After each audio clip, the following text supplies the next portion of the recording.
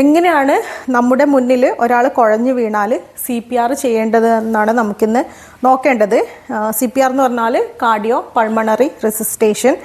അപ്പോൾ നമ്മൾ ഫസ്റ്റ് നോക്കേണ്ടത് നമ്മുടെ സേഫ്റ്റിയാണ്. അതാണ് ഷോക്കേറ്റാണോ അല്ലാതെയാണോ കുഴഞ്ഞു വീണത് എന്ന് നമ്മൾ പരിസരം നോക്കിയിട്ട് ഷോക്കേറ്റതാണെങ്കിൽ അതിൽ നിന്ന് ആദ്യം വീണ വ്യക്തിയെ നമ്മൾ പൈപ്പ് കൊണ്ടോ മരക്കഷ്ണം കൊണ്ടോ എന്താണ് ചുറ്റുപാടുള്ള സാധന നമുക്ക് അവൈലബിൾ ആയ വസ്തുക്കൾ വെച്ച് ആ ഷോക്കിൽ നിന്ന് മാറ്റിക്കിടത്തി നമ്മൾ ആദ്യം നോക്കേണ്ടത് ഇവർ റെസ്പോണ്ട് ചെയ്യുന്നുണ്ടോ എന്നാണ്.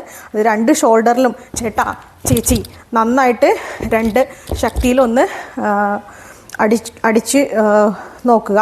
അപ്പോൾ റെസ്പോണ്ട് ചെയ്യുന്നില്ല, വീണ്ടും അബോധാവസ്ഥയിൽ തന്നെ തുടരുകയാണെങ്കിൽ അടുത്ത നിമിഷം തന്നെ നമ്മൾ CPR സ്റ്റാർട്ട് ചെയ്യേണ്ടതാണ്. നമ്മുടെ ഈ കൈയുടെ ഈ ഒരു ഭാഗം വെച്ചാണ് നമ്മൾ കംപ്രഷൻ കൊടുക്കേണ്ടത്. അതായത് ഇത് രണ്ട് നിപ്പിളാണെന്ന് സങ്കല്പിച്ചാൽ ഈ ഒരു മധ്യഭാഗത്ത് വേണം നമ്മൾ കംപ്രഷൻ കൊടുക്കാൻ വേണ്ടിയിട്ട്. 5 സെൻറ്റിമീറ്റർ താഴ്ചയിൽ അവിടെയാണ് നമ്മളെ ഹാർട്ട് സ്ഥിതി ചെയ്യുന്നത്.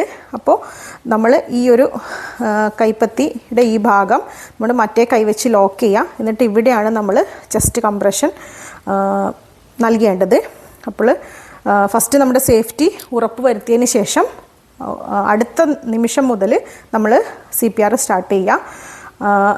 1 2 3 4 5 6 7 8 9 10 11 12 13 14 15 16 17 18 19 20 21 22 23 24 25 26 27 28 29 30 30 കംപ്രഷൻ കൊടുത്തതിന് ശേഷം നമ്മൾ 2 ബ്രീത്ത് കൊടുക്കണം.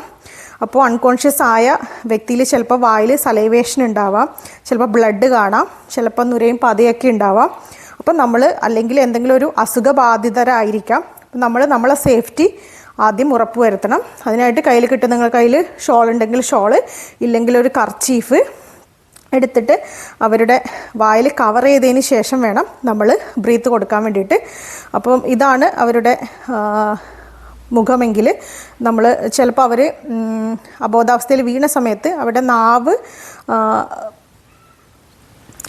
ഇതായിട്ട് കിടക്കാൻ ചാൻസ് ഉണ്ട്. അപ്പോൾ ഇതാണെങ്കിൽ നമ്മളൊന്ന് തല ഉയർത്തിയതിന് ശേഷം കർച്ചീഫ് കൊണ്ട് കവർ ചെയ്ത് 2 ബ്രീത്ത് കൊടുക്കുക. എന്നിട്ട് നമ്മളൊന്ന് ഹാർട്ടൊന്ന് നോക്കുക, ഇടിക്കുന്നുണ്ടോ ഒന്ന് ശ്രദ്ധിക്കുക. ഇല്ലെങ്കിൽ വീണ്ടും നമ്മൾ ഇതുപോലെ 30 കംപ്രഷൻ കൊടുക്കുക, 2 റെസ്ക്യൂ ബ്രീത്ത് കൊടുക്കുക. ഈ ഒരു കംപ്രഷൻ നമ്മൾ ഒരു ആംബുലൻസ് വരുന്നവരെ അല്ലെങ്കിൽ ഒരു ഹോസ്പിറ്റലിൽ എത്തുന്നത് വരെ നമ്മൾ തുടരേണ്ടതാണ്. നമ്മൾ ഈ CPR നൽകുന്ന സമയത്ത് അടുത്ത് കൂടിയവർ അടുത്ത് നമുക്ക് സഹായം തേടാവുന്നതാണ്. ആംബുലൻസ് വിളിച്ച് അവരെ ഒരു സ്റ്റേബിൾ സിറ്റുവേഷനിൽ എത്തുന്നത് വരെ നമ്മൾ ഈ CPR തുടരേണ്ടതാണ്.